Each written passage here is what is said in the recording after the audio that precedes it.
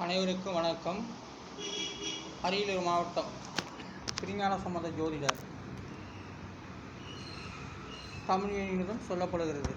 இந்த எண்ணிடம் தான், இந்த எண்ணிடத்தை வைத்து கொண்டு தான் வார்த்தை அடிப்படையில் சொல்லிக் கொண்டு வருகின்றேன். தமிழ் எழுத்துக்கள் 240 எழுத்துக்கும் தனித்தனி எண்ணிடம் கொடுக்கப்பட்டு அவைகளை உறுதி செய்து இந்த வீடியோக்கள் மூலமாக சொல்லப்படுகிறது.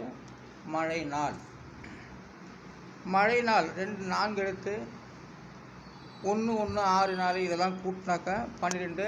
அதனுடைய விதி என்கிறது 3. வருஷத்துக்கு 12 நாள் மழை நாள்னு சொல்லப்படுகிறது.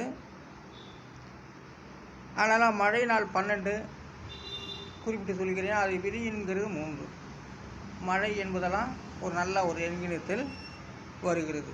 கருமேகம் 16 1 5 2 1 7 இதெல்லாம் கூட்டினாக்கா 17.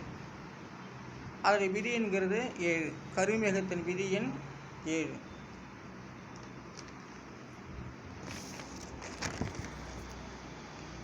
அதாவது இதய தெய்வத்துக்கு 7 எழுத்து 2 7 2 1 8 5 7 இதெல்லாம் கூட்டினாக்கா 32. அதில் விதி என்கிறது 5. இதய தெய்வம் 5ஆம் இடம் தான் இதயத்தை கனிய வைக்கக்கூடியது, கனிகளை கனிய வைக்கக்கூடியது என்று சொல்லப்படுகிறது. இதய தெய்வம்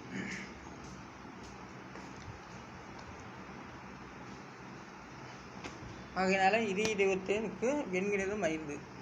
இதய தெய்வம்னா என்ன அப்படின்னாக்கா, தாய் தந்தை இறந்து விட்டால் அவங்க தான் இதய தெய்வம். இதய தெய்வத்தினுடைய எண்களிலும் 5. அப்போ தாய் தந்தை தான் இதய தெய்வம். அப்படி எப்படியே வரும்படியும் ஒரே காலத்தில் வரும்படி அவங்க இதய தெய்வமாக ஆகிறாங்க. தாய் தந்தை தான் இதய தெய்வம். கட்சியிலும் இதய தெய்வங்கள் உண்டு. கட்சியில் ஒரு சில கட்சியில் இதய தெய்வம் என்று வணங்குகிறார்கள். அதெல்லாம் ரொம்ப முன்னேற்றமானது. ஒரு சில கட்சியில் இதய தெய்வம் இல்லை. அதனால் 5வது விதி தான் இதய தெய்வத்தை குறிப்பிடுகிறது, இதய தெய்வம். அதனால் ஒரு சில கட்சியில் இதய தெய்வம் மலர்கின்றது, சில கட்சியில் இதய தெய்வம் மலரவில்லை. அது மறைமுகமாக மலரலாம். குலதெய்வங்கிறது 6 எழுத்து 3 4 1 8 5 7 இதெல்லாம் கூட்டினாக்கா 28. அது விதி என்கிறது 1. குலதெய்வங்கிறது பரம்பரையாக வரக்கூடியது. அதுதான் விதி என்கிறது 1. குலதெய்வத்துடைய விதி எண் 1. குலதெய்வம் அது அடிப்படை. குலதெய்வங்கிறது அடிப்படை. இதய தெய்வங்கிறது தற்காலிகம். இதய தெய்வங்கிறது அப்படியே வந்து போகக்கூடியது. இப்போது தாய் தந்தை இறந்து விட்டால் அவங்க இதய தெய்வம். இவங்க தாய் தந்தையை ஆகி இவங்களும் இறந்து விட்டால் இவங்க தான் இதய தெய்வம். அதுபோல் குல தெய்வங்கிறது அடிப்படையாக இருக்கக்கூடியது. ஆக மொத்தம் தாய் தந்தையை வணங்கி கும்பிட்டு சென்றவர்களுக்குத்தான் குலதெய்வம் துணை இருக்கும். அது அடிப்படை. 1ஆம் நம்பருங்கிறது அடிப்படை. அதாவது குலதெய்வம் 1 விதியின் 1. சித்திரை வெயிலுக்கு என்கிறோம் 4 4 8 7 8 3 1 இதெல்லாம் கூட்டாக்கா 35. சித்திரை வெயில் விதியின் 8. அப்போ சித்திரை கடைசி 7 23 தேதிக்கு பிறகு முன்னேறு பின்னேறுன்னு சொல்கிறாங்க இல்லையா, அந்த 7 இது 8வது எண்ணினதாக வருகிறது. சித்திரை 23 முடிஞ்சு போட்டால் வெயில் குறையும் சொல்கிறது. அப்போ முன்னேறு பின்னேறு என்று சொல்லக்கூடியது. அப்போது பொதுவாக சித்திரை வெயிலுக்கு 35. அதை விதி என்கிறது 8. முன்னேறு பின்னேறு இது 8 வருது. அது எதுலானாலும் சேர்த்துக்கொள்ளலாம். அக்கி நட்சத்திரம் 1 7 2 1 இதெல்லாம் அந்த நட்சத்திரத்தையும் கூட்டிக்கிட்டாக்கா 38. அதோட விதி என்கிறது 2. அக்கி நட்சத்திரம் 11. அதை விதி என்கிறது 2. தென்னைக்கு 3 எழுத்து 1 6 4 இதெல்லாம் கூட்டாக்கா 11. அதோட விதி என்கிறது 2.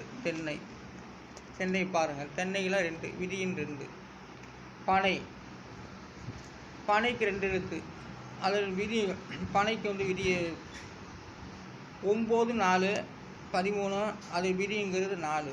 பனைக்கு வந்து விதிங்கிறது 4.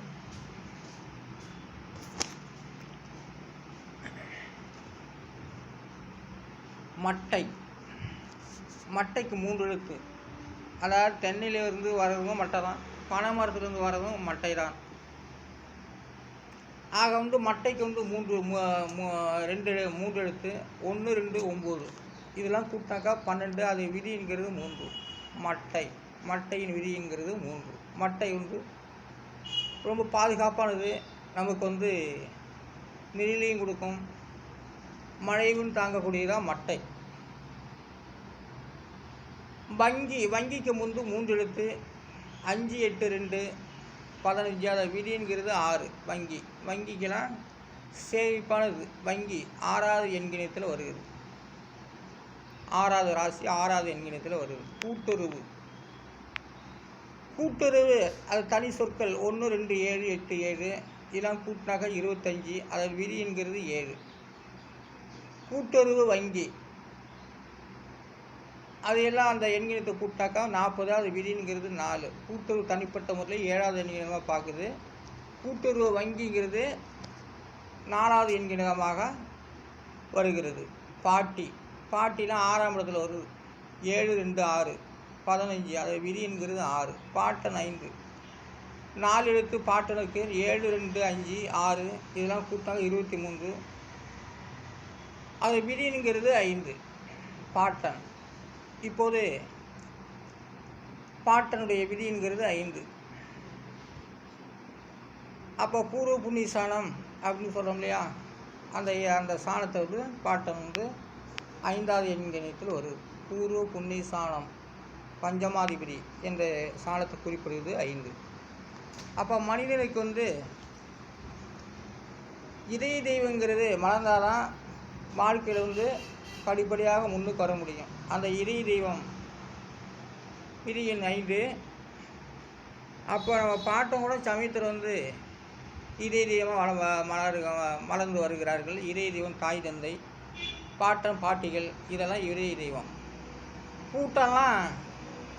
கூட்டன் ஒட்டன் சேயன் பரன் பறையெல்லாம் அவங்களாம் வந்து அந்த குலதெய்வத்தில் வந்து விதியின் 1ல் வந்து அமர்ந்துடுவாங்க. ஆனால் இதய தெய்வம் அடிப்படை தான் குலதெய்வம், 2வது இதய தெய்வம். ஆனால் அது விதிங்கிறது 5.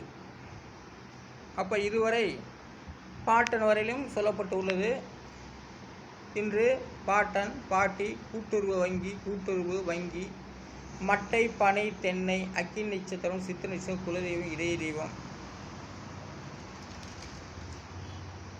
தெய்வம் மழை நாள் கருமேகம் இந்த வார்த்தைகளுக்கு இன்று என்கிறம் சொல்லப்பட்டு உள்ளது. அதனால் பகவானை பார்ப்பது ஆசீர்வாதம் தான். பகவான் ஆதவன் நமக்கு சோதியாக தெரியப்படுகிறது. பகவான் தான் ஜோதியாக வருகிறார். அந்த பகவான் ஜோதியாக வருது அப்படின்னாக்கா அவர் ஜோதியாகவே தெரியணும். மனிதனுடைய வாழ்க்கையில் வந்து ஜோதியாக ஆதவன் வந்து ஜோதியாக தெரிய வேண்டும். அதுதான் அவர்களுக்கு வந்து கொடுத்து வச்சுது. அப்போ பகவானுடைய ஆசீர்வாதம் ஜோதியாக தெரிந்தால் மனிதன் முன்னுக்கு வந்து விடலாம், மக்கள் முன்னுக்கு வருவார்கள். சிலர்களுக்கு வந்து இளமையிலே பகவானுடைய ஆசி சோதியாக தெரியும். சிலருக்கு முதுமை காலத்தில் தெரியும். அவர் லட்சியங்கள் நிறைவேறும் வரை அதனால் அது அவங்க நினைத்து கொண்டு இருந்தாலும் பகவான் கடைசி நேரத்தில் அவங்களுக்கு வந்து ஜோதியாக தெரிவார். பகவானை பார்த்தாலே போதும். பகவான் அதை கும்பிட்டுக்கிட்டே இருந்தால் பகவான் உடனே வரமாட்டார். அதில் எத்தனையோ சல்லியும் பில்லி சூனியம்லாம் இருக்குது. அதெல்லாம் நீக்கிட்டு சிலருக்கு கடைசி நேரத்தில் பகவானுடைய தரிசனம் ஜோதியாக தெரியும். ஜோதி என்பது ஆதவன் தான். அந்த ஆதவன் வந்து நமக்கு பகவானாகவே தரிசனம் தருவார். அவர்கள் வந்து ஆதவன் வந்து ஒரு நல்ல நிலையாக நல்ல வலிமையாக பகவான் வந்து ஆதவனாக, அதாவது சூரியன் சொல்லக்கூடியது பகவான் தான். அவர் தான் பகவான், அவர் தான் ஆதவன். அவர் நல்ல ஜோதியாக தெரிய வேண்டும். சூரியனாக தெரியக்கூடாது, அவர் ஜோதியாக தெரிய வேண்டும். ஜோதியாக தெரிந்தவர்களுக்குத்தான் வாழ்க்கை மலரும், அவர்களுக்கு தான் இதய தெய்வம் மலரும், அவர்களுக்கு தான் குலதெய்வம் மலரும். அதனால் பகவான் பார்ப்பது ஒரு ஆசீர்வாதம். பகவான் ஜோதியாக தெரிவது அது ஒரு ஆசீர்வாதம். பகவான் எந்த நிலையிலும் கைவிட மாட்டார் என்பது அடிப்படை. ஆனாலும் பகவானை ஆதவன் பகவான் அவர்தான் ஜோதியாக தெரிவார். சூரியனாக தெரியக்கூடாது, அது ஜோதியாக தெரிய வேண்டும். பௌர்ணமி ஜோதியாக தெரியாத, பௌர்ணமி ஜோதி அப்படின்னு சொல்லுவாங்க, அதெல்லாம் கிடையாது. பகவான் ஆதவன் பகவானாக ஜோதியாக தெரிந்தால்தான் அவர்களுடைய வாழ்க்கையில் திருப்தி கிடைக்கும், நல்ல நிலையாக வருவார்கள். அதனால் பகவான் ஜோதியாக தெரிய வேண்டும். வானில் ஜோதியாக தெரிந்தவர்களுக்கு தான் வாழ்க்கை நல்லாயிருக்கும். அவங்க தான் பெரிய அடிகளாராக வர முடியும், அவர்கள் தான் பெரிய முதல்வராக வர முடியும், அவர்கள் தான் ஊருக்குள்ளே ஒரு நாட்டாமையாக வர முடியும். அதெல்லாம் பகவானுடைய ஜோதி கிடைத்தவர்களுக்குத்தான் நல்ல ஒரு வாழ்க்கை, நல்ல ஒரு பண்பாடுகள், மதிப்பு மரியாதைகள்லாம் இருக்கும். ஆனால் அந்த பகவானுடைய ஜோதி தரிசனம் கிடைத்தவுடன் அது இதுன்னு சொல்லி குழப்பினாக்கா அந்த பகவான் கடைசியில் அவர்களுக்கு வீண் பிரச்சனைகளை உண்டாக்கி வாழ்க்கையில் போட்டார். மேலே இருக்கிறவரே ஆதவன் சூரியன் பகவான் தான் பகவான் என்று சொல்லக்கூடியது. அந்த பகவான் ஜோதியாக தெரிய வேண்டும். ஆனால் நல்ல ஜோதியாக தெரிந்துவிட்டால் வாழ்க்கையில் நலமுடன் வாழலாம், இதுதான். ஆனால் அந்த பகவானுடைய தரிசனம் கிடைத்த பின்னால் சந்தில் குறுக்கு வழி இப்படிலாம் கையாண்டா அவருக்கு தண்டனை தான் அவரே தந்துட்டு போயிடுவார். ஆகவே இந்த கவுனியனை ஜோதிடத்தின் மூலமாக பல வார்த்தைகளுக்கு நான் சில உண்மையை சொல்லி வருகின்றேன். நான் அரியலூர் மாவட்டம் திருஞான சம்பந்த ஜோதிடர், தமிழ் எண்கணித வள்ளுவர்.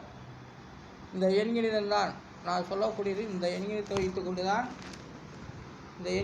கொண்டு தான் எல்லாமே சொல்லி வருகின்றேன். பகவானுடைய தரிசனம் நாளுக்கு நாள் மக்களுக்கு முன்னேற்றம் அடையணும் அப்படின்னாக்க சூரியன் ஜோதியாக தெரிய வேண்டும். பௌர்ணமி ஜோதியாக தெரிந்தால் அது லாபம் இல்லை, அது ஏமாற்றமாக இருக்கும். ஆனால் ஆதவன் வானில் ஜோதியாக தெரிந்தவருக்குத்தான் வாழ்க்கை சிறப்பாக இருக்கும். நான் அரியலூர் மாவட்டம் திருஞான சம்பந்த ஜோதிடர். நன்றி, வணக்கம்.